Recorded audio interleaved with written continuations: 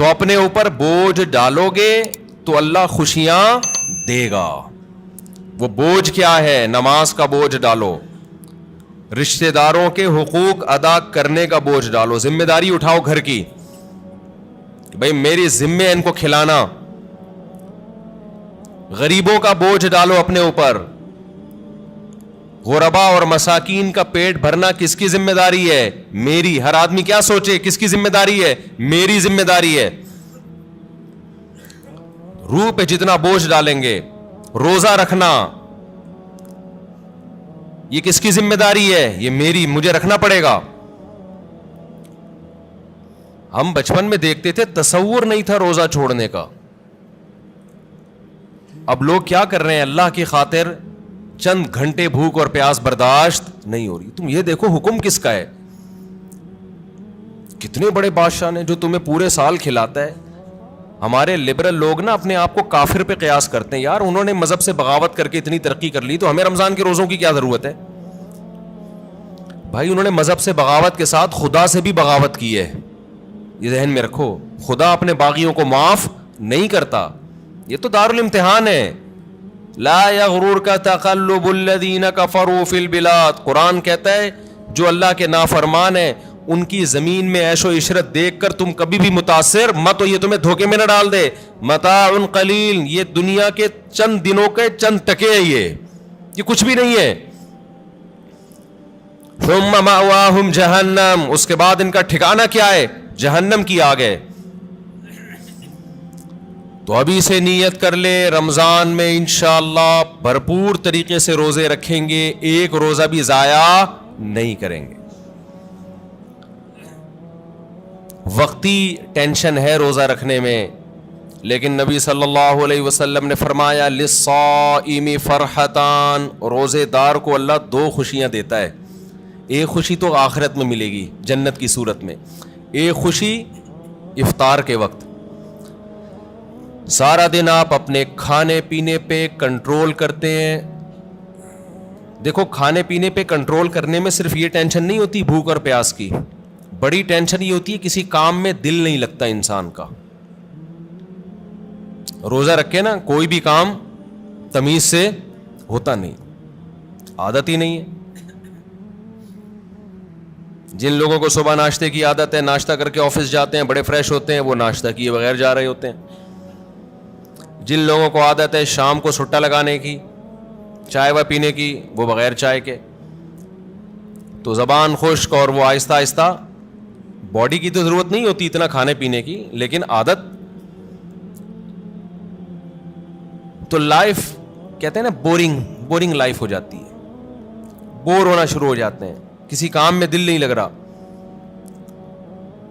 لیکن جب اللہ تعالی ہمیں افطاری کے دسترخوان پہ بٹھاتے ہیں, چند نوالے پیٹ میں اترتے ہیں, کیسی طبیعت فریش ہو جاتی ہے. یہ عام دنوں میں طبیعت میں یہ لذت انسان محسوس نہیں کرتا. تو اللہ نے کیا فرمایا, نبی نے کیا فرمایا کہ ایک روزے دار کو جو خوشی ملے گی وہ آخرت میں ملے گی, اور ایک خوشی دسترخوان پہ جب وہ افطار کرتا ہے وہ بھی بڑی مزے کی خوشی ہوتی ہے. اور میں آپ سے ایک گزارش کرتا ہوں, اس کا مذہب سے براہ راست تعلق نہیں ہے, میڈیکل سائنس سے ہے, لیکن مذہب بھی صحت کو کی ترغیب دیتا ہے نا صحت بنانے کی. رمضان میں ایک کام آپ کر لیں, تھوڑا کھانے پینے پہ کیا کر لو میرے بھائی, کنٹرول کر لیں.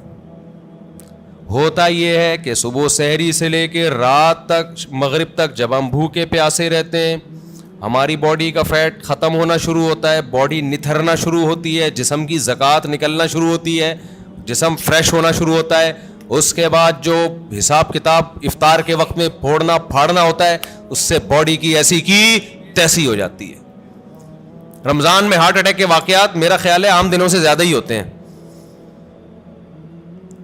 بھائی اللہ میاں نے کھانے کی چھٹی دی ہے, پھوڑنے کی چھٹی, کھانے اور پھوڑنے میں کیا ہے بولو, فرق ہے. نبی صلی اللہ علیہ وسلم نے فرمایا بدترین برتن جس کو بھرا جائے نا وہ انسان کا پیٹ ہے. کوئی برتن فل بھرا ہوا اللہ کو اتنا برا نہیں لگتا جتنا انسان کا پیٹ برا لگتا ہے اللہ کو. میں نہیں کہہ رہا کہ حرام ہے زیادہ کھا لیں آپ, حلال حرام کی بات نہیں ہے, ناپسندیدہ شریعت کی نظر میں بہرحال ہے, حرام نہیں ہے. اب آپ کہیں گے بھوکے پیاسے بھی کھانے بھی نہیں دے رہے اللہ میاں, ابھی بھی پابندیاں لگا رہے ہیں. اللہ پابندی نہیں لگا رہا, لگا کھا لو, پھوڑ دو, جتنا پھوڑنا پھوڑ دو, پڑے ہوئے خود ہی ہو گئے نا, پھوڑ دو, حرام نہیں ہے لیکن پسندیدہ کام نہیں ہے. تو رمضان میں آپ اپنے آپ کو عادی بنا سکتے ہیں کم کھانے کا, اچھا کھانے کا. میں بھی سموسے پھوڑتا ہوں, پکوڑے پھوڑتا ہوں, لہذا میں آپ کو یہ کہوں کہ سموسے نہ کھائیں, پکوڑے نہ کھائیں, یہ غلط ہو جائے گا. جب میں کھانے لگوں گا میرے گھر والے میرا ہی بیان چلا دیں گے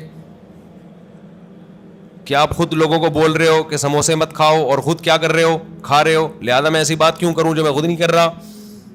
لیکن ہم سب مل کے عزم کر لیتے ہیں آپس میں کہ تھوڑا کیا کریں گے, کنٹرول. میں بھی کوشش کروں گا. اب گھر والے کہیں گے بیان دیکھو, میں کہا میں نے کوشش کا وعدہ کیا تھا, تو کوشش ہی تو ہو رہی ہے کہ میرا ہی بیان مجھے ہی سنایا جا رہا ہے. کوشش کی جا سکتی. سموسے بھی کھا لیں اعتدال سے. میں نے بہت دیکھا ہے لوگوں کو افطاری میں بہت زیادہ پھوڑتے ہیں, مسائل کھڑے ہو جائیں گے آپ کے لیے. شربت پہ شربت پیے جا رہے ہیں, چینی کے نا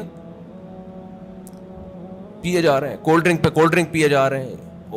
اچھا کمال کی بات یہ کہ افطاری میں طبیعت سے پھوڑتے ہیں, پھر نماز کے بعد آ کے کھانا کھاتے ہیں. یہ آج تک کم از کم میری کھوپڑی میں یہ چیز نہیں آئی ہے کہ اب کھانا کیسے کھا رہے ہو یار. یا تو ایک کھجور سے روزہ افطار کیا ہوتا ہے, نماز پڑھ کے آگے کھانا کھاتے ہیں. یہ بہت جگہ ہم نے دیکھا ہے, افطار پارٹیوں میں بھی ہوتا ہے. پہلے افطار پارٹی میں کیک, پیسٹریاں, سموسے, پکوڑے اور چکن اور کیا کچھ ہوگا, وہ کھانے کے بعد چلو جی اب جماعت سے نماز پڑھے, اب کھانا لگا ہوا ہے. اب مجھے کہہ رہے ہو تو وہ کھانا لگا دیا. کھانا یہ کیا کھایا ہم نے بھائی؟ ایک آدمی نے کم از کم 6 سموسے کھائے ہیں اور اتنے پکوڑے کھائے ہیں, تو اب کھانا کیا؟ تو لوگ کہتے ہیں کھانا روٹی سالن کو کہا جاتا ہے اور چاول کو کہا جاتا ہے. یہ جو ہم نے کھایا ہے کھانے سے پہلے, جو نماز سے پہلے افطاری میں, یہ روٹی سالن نہیں تھا. یہ سموسے, پیسٹریاں, پکوڑے اور پتہ نہیں رول اور کیا کیا چیزیں آ رہی ہیں, یہ تو وہ تھا. پیٹ جو ہے نا, پیٹ, اس کو نہیں پتا کھانے کی ڈیفینیشن ہندوستان اور پاکستان میں کیا چل رہی ہے اس وقت. پیٹ یہ دیکھتا ہے کہ اوپر سے کوئی چیز آ رہی ہے, اس کو ہضم کرنا شروع کر دو. پیٹ اسی کو کھانا کہتا ہے. نہیں آئی بات میرا خیال ہے. ایک دفعہ ہمارا پشاور جانا ہوا تو ہمارے کچھ میزبان تھے, وہ ماشاءاللہ پٹھان لوگ تو ویسے ہی بڑے سخی ہوتے ہیں. انہوں نے کیا کیا, میرے لیے نا دیسی مرغیوں کی وہ لا کے رکھ دی. دیسی مرغیاں نا روسٹ, بڑی زبردست تھی وہ, رانے اس کی بھنی ہوئی. ہم نے پھوڑ دی. وہ ماشاءاللہ بڑے ہیوی کھانا تھا, تو میں نے اچھی طرح طبیعت سے کھا لیا, بڑا مزہ آیا. میں تو کہا ہو گیا کھانا بھائی, اتنی دیر میں اب کھانا آ رہا ہے. اب مجھ پہ نا, کیونکہ وہ پھر کھلاتے بھی زبردستی ہیں, مجھ پہ راشا تاری ہو گیا. میں نے کہا اللہ خیر کرے اب کیا ہوگا. انہوں نے کہا وہ سب کھانا. میں نے کہا بھائی ہمارے اندر تو طاقت نہیں ہے. انہوں نے کہا تمہارے باپ کو بھی کھانا پڑے گا. ان کا یہ الفاظ نہیں تھے, لیکن اسٹائل اسی قسم کا تھا. وہاں ایسا نہیں ہو سکتا کہ کھانا آئے اور آپ نہیں کھاؤ. پھر ہم نے کھایا, تھوڑا سا کھایا. تو افطاری میں کیا کر رہے ہوتے ہو بھائی؟ تو آپ بہترین, آپ تجربہ کر کے دیکھ لو میرے مشورے پر. افطاری میں شربت نہ پیو آپ. میں آپ کو بتا رہا ہوں, آپ کا دماغ ایسا فریش ہو جائے گا نا, آپ کہو گے واہ مزہ آ گیا بھائی. اکثر آپ نے دیکھا ہوگا افطاری کرتے ہی لوگ ٹن ہو جاتے ہیں, دیکھا ہوگا نا. مغرب کے بعد گھر جاتے ہیں, بستر سے اٹھا ہی نہیں جاتا. پھر تراویح میں ایسے جھوم رہے ہوتے ہیں جیسے جن پر لگتا ہے کسی نے کوئی قبر سے مردہ اکھاڑ کے لا کے یہاں کھڑا کر دیا ہے. یہ حالت ہوتی ہے. آپ کو جو نیند آتی ہے نا, میٹھا کھانے سے آتی ہے, خوب سمجھ لیں, کارب لینے سے آتی ہے. آپ اپنی خوراک میں کاربوہائیڈریٹ کو کم کر دیں, آپ فریش بھی ہوں گے, نیند بھی نہیں آئے گی, جسم کو طاقت پوری ملے گی. آپ افطاری میں تجربہ کر کے دیکھ لیں. میٹھے میں صرف کھجور کھائیں آپ افطاری میں, اس سے نیند نہیں آئے گی. کھجور میں کوئی الگ ٹائپ کا میٹھا ہوتا ہے. آپ نے افطاری میں شربت نہیں پینا. آپ نے افطاری میں روٹی چاول نہیں کھانے, تھوڑے سے کھا لیں آپ, زیادہ نہیں کھائیں. کھجور کو فوکس کریں آپ, جو چنے کی چاٹ وغیرہ ہے نا اس کو فوکس کریں, وہ کھائیں, پیٹ بھی بھر جائے گا آپ کا. سفید چنا نہیں آتا اور کالا چنا, اس کی کوئی مزے کی چاٹ یا لوبیا کی چاٹ بنا کے وہ پھوڑ دیں آپ, پیٹ بھی بھرے گا آپ کا. لیمن پی لیں, لیمن, لیمو کا تھوڑا سا, بے شک تھوڑی بہت چینی ڈال, وہ بغیر وہ اس کے پیا نہیں جاتا, شہد ڈال دیں اس میں تو زیادہ اچھا ہے, وہ پی لیں آپ اپنے خرچے پہ. یہ سارے کام اپنے خرچے پہ کرنے ہیں, ایسا نہ ہو مجھے فون کر رہے ہو ہم نے آپ اتنا کچھ انتظام کر لیا ہے پیسے بھجوا دیں.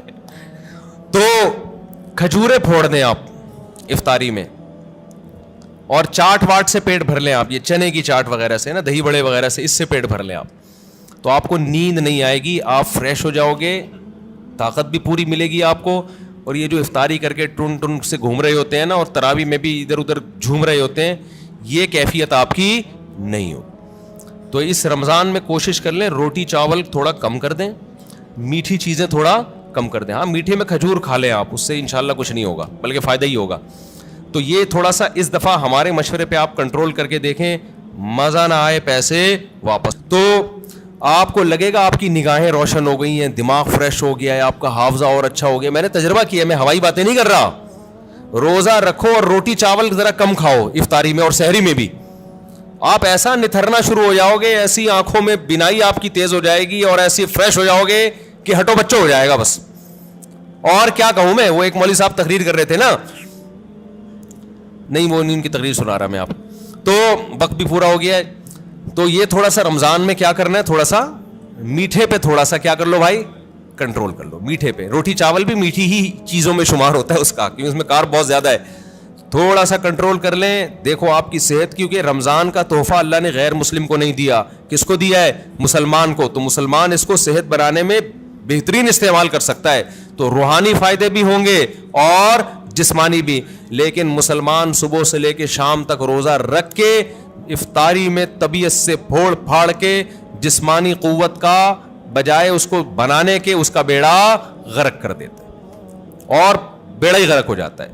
تو اللہ تعالی ہم سب کو ہدایت دے اور تمیز سے کھانے پینے کی توفیق عطا فرمائے.